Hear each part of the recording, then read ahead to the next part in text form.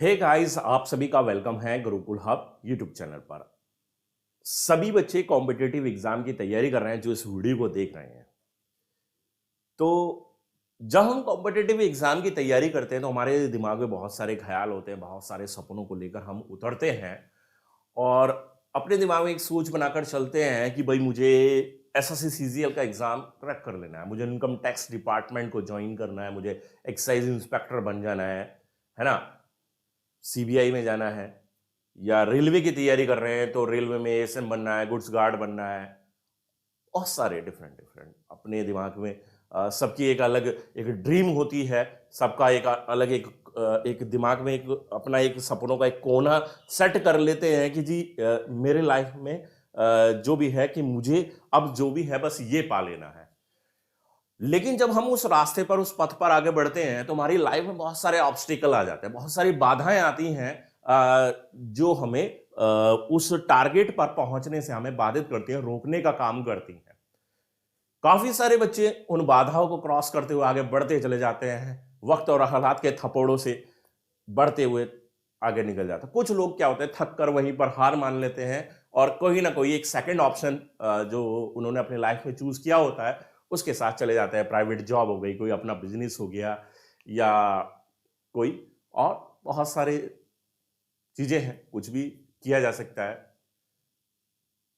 लेकिन सवाल यह है कि जब हम सपनों को लेकर आगे बढ़ रहे हैं, है ना, अपने सपनों के साथ आगे बढ़ रहे हैं, तो क्या होता है कि देखो, जैसे मैंने यहां पर यह लिखा कि आप जो चाहते हैं वो नहीं मिलता, जो आपको चाहिए वो आपको मिलता है। हमने सोचा है कि हमें सरकारी नौकरी चाहिए या उस पोस्ट के लिए हमने कोशिश की, जैसे आईएएस की तैयारी कर रहे हैं, यूपीएससी की तैयारी कर रहे हैं, तो यूपीएससी में सभी की पहली पसंद होगा कि मेरा आईएएस में हो जाए, है ना। लेकिन कुछ बच्चों को आईएएस में नहीं मिलता, आईपीएस होता है, आईआरएस मिलता है, ठीक है। वैसे ही कई बार आईएएस नहीं होगा तो स्टेट लेवल एग्जाम को क्लियर कर लेंगे, ठीक है। तो वही है कि हम चाहते जो हैं शायद वो हमें ना मिल पाए, लेकिन हमें अपनी लाइफ में वो चीज जरूर मिल जाएगी जो हमारी लाइफ को आगे चलाने में कामयाब होगी। अब मैं अपनी ही बात पर आता हूं कि मैंने सरकारी नौकरी आपको अब कैसे मिली वो मैं आपके साथ में शेयर करूंगा। तो किस तरह से मैंने अपनी तैयारी की, तो अगर डेफिनेटली आप उस वे में तैयारी करते हैं तो डेफिनेटली आप अपनी राह पर पहुंच सकते हैं। तो ऑब्स्टिकल ऐसा नहीं है कि मेरे लाइफ में नहीं आए, बस स्ट्रगल मैंने भी अपनी लाइफ में बहुत ज्यादा किया, बहुत ज्यादा स्ट्रगल किया है। और यह है कि स्ट्रगल देखो हमेशा चलता भी रहता है, अभी भी लाइफ में स्ट्रगल चल रहा है, ठीक है।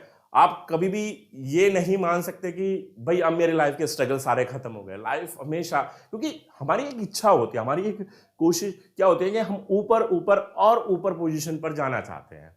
अभी अगर हमारी इनकम मान लीजिए, स्टार्टिंग में क्या सोचेगा, यार बस नौकरी मिल जाए, ग्रुप डी मिल जाए, एसएससी मिल जाए, कांस्टेबल की मिल जाए।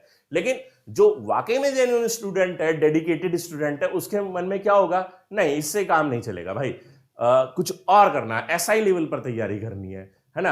अगर ग्रुप डी है तो एनटीपीसी के लिए फाइट करेगा, है ना। ऐसे ही है कि कभी भी आपको सेटिस्फेक्शन नहीं मिलता और वो ही क्या होता है, वही आपके लाइफ में स्ट्रगल होती है इसी तरह से आगे बढ़ने की। तो यही है कि आपको करना यही है कि आपको अपने जो भी आपके ड्रीम्स हैं वो तो है ही, लेकिन अब आगे बढ़ना कैसे है। मैंने कैसे तैयारी की भाई, मैंने एसएससी का एग्जाम क्लियर किया था, एसएससी सीजीएल 2013 का भी क्लियर किया और 2014, ठीक है। और इसमें मुझे पोस्ट मिली थी ऑडिटर एनसीएजी, ठीक है।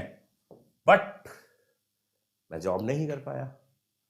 जॉब ना करने की वजह मैंने शायद पहले भी आपको बताई है, ठीक है। परिवार की कुछ कंडीशन ऐसी थी, फैमिली, कि मैं दूर नहीं जा सकता था, मुझे दूर जाना पड़ रहा था यहाँ पर, ठीक है।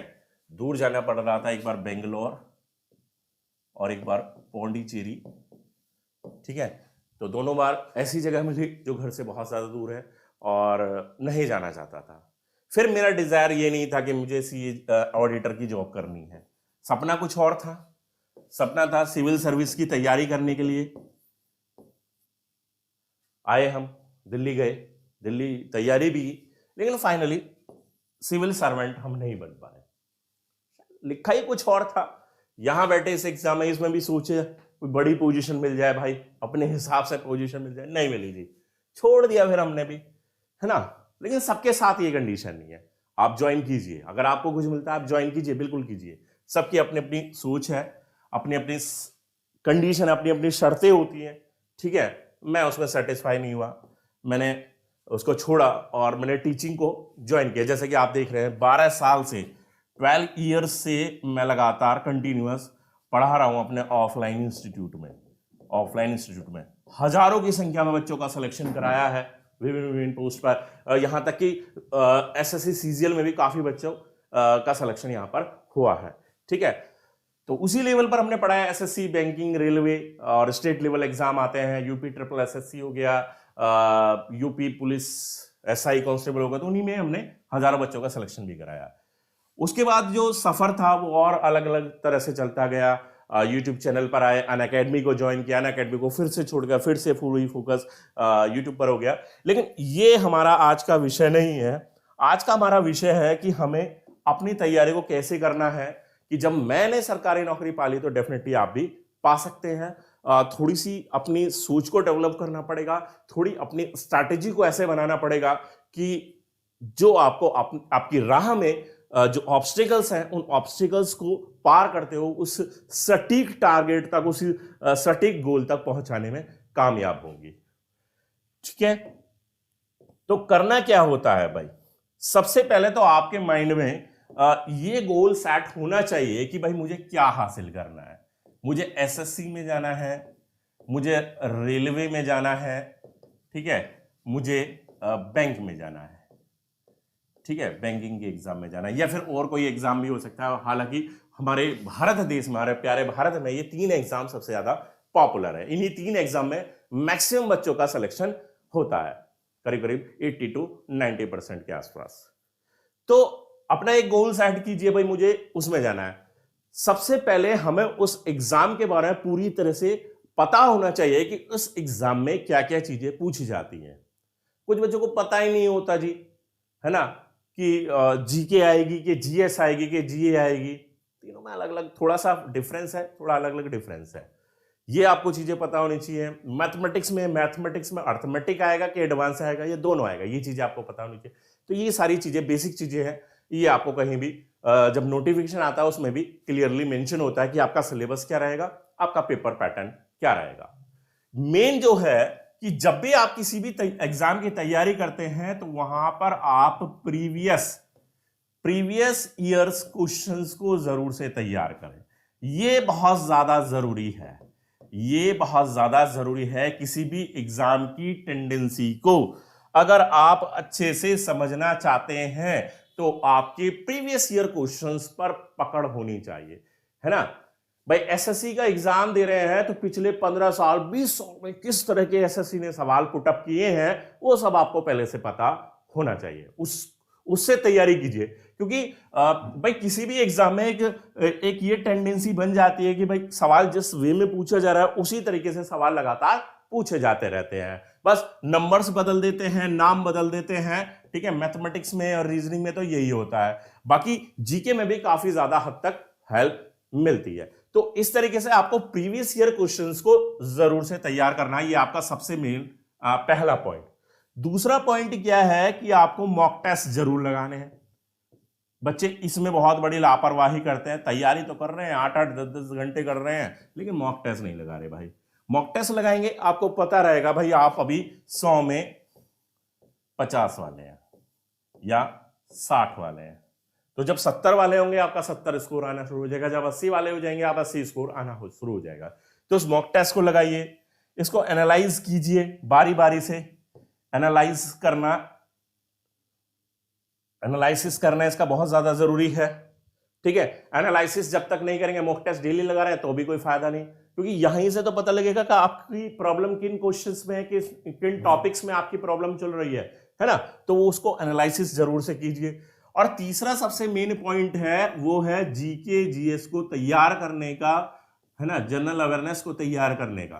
तो देखिए, जो भी आप चीजें तैयार कर रहे हैं, वन लाइनर तैयार कर रहे हैं, एमसीक्यूज तैयार कर रहे हैं, भाई मैं वही तरीके बता रहा हूं जो मैंने अपनाए भाई। जिन तरीकों को अपना कर मैंने गवर्नमेंट जॉब हासिल की, ठीक है, उन्हीं तरीकों को मैं आपको बताकर चल रहा हूं। तो यहां पर भी आपको करना क्या है कि जब जीके जीएस ये जनरल अवेयरनेस आप तैयार कर रहे हैं, तो उनको लिखने की एक प्रथा बनाइए, एक ट्रेडिशन में लाइए उसको, लिखना, राइट करना।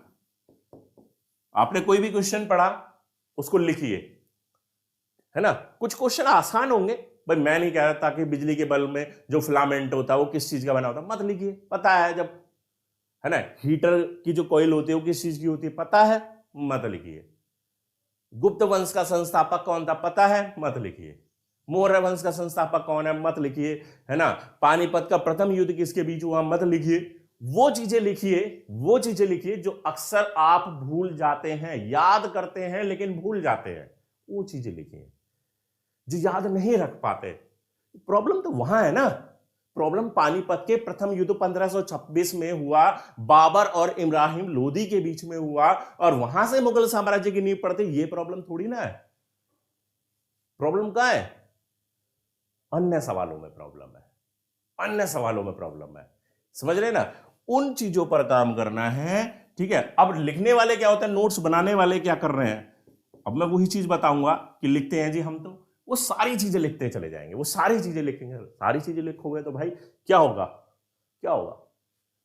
टाइम ज्यादा लगेगा, मेहनत ज्यादा लगेगी, आपका समय लग गया, आपने पेपर भी बहुत सारे भर दिए, लेकिन जब रिवीजन करने के टाइम आएगा भाई इतना सारा हो गया, इतना सारा, अब उसको कैसे रिवाइज किया जाए, तो उसमें तो सब कुछ लिख रखा है, पूरे ग्रंथ की रचना कर दी, है ना। वो नहीं, अपने नोट्स जो होंगे वो लिमिटेड नोट्स होने चाहिए, वो चीजें होनी चाहिए जहां आप गलती करते हैं या जो चीजें आप भूल जाते हैं। नोट्स वो चीजें होती है।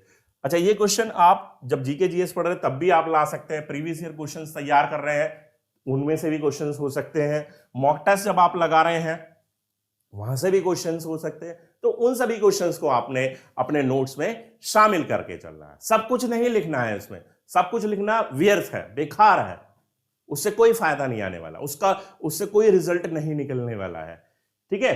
तो लिमिटेड चीजें लिखिए जो आपको परेशान कर दे।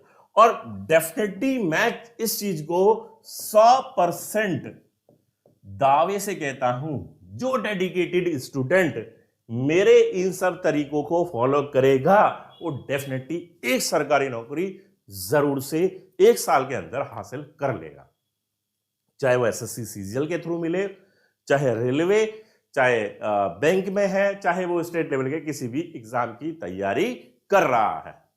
समझ में आ रही मेरी बात। तो इस तरीके से आपको थोड़ा सा एक स्ट्रैटेजी बनाकर, एक टाइम टेबल को बनाकर, है ना, इस वे में तैयारी करके देखिए, आपको मजा भी आएगा, आपको लगेगा कि वाकई में मैं एग्जाम ओरिएंटेड तैयारी कर रहा हूं। अभी तक तो मैं सब कुछ ऐसे ही बस चल रहा था, काम चलाओ, ठीक है। आपने एग्जाम ओरिएंटेड तैयारी करनी है, जो एग्जाम में पूछा जाएगा। आपको कोई ज्ञानी पंडित नहीं बनना है ना, आपको कोई ज्ञानी पंडित नहीं बनना, आपको केवल एक एग्जाम को क्रैक करना है। आपको लाखों की संख्या में जो लिमिटेड कुछ सीट्स हैं, उन सीट्स पर अपनी दावेदारी को साबित कर देना है, ठीक है। समझ में आ गई सारी बातें। चलिए, आई होप कि सारी बातें समझ में आ गई होंगी और आप इनको अपनी प्रिपरेशन करते वक्त अमल में जरूर से लाएंगे। तो आज की इस वीडियो में यही आपको आपके साथ कुछ बातें शेयर करनी थी। और वीडियो पसंद आ गई, वीडियो को लाइक कीजिए, शेयर कर दीजिए दोस्तों के साथ भी, और चैनल को सब्सक्राइब नहीं किया है तो चैनल को सब्सक्राइब कीजिए। मिलते हैं नेक्स्ट वीडियो में, तब तक के लिए बाय, थैंक यू।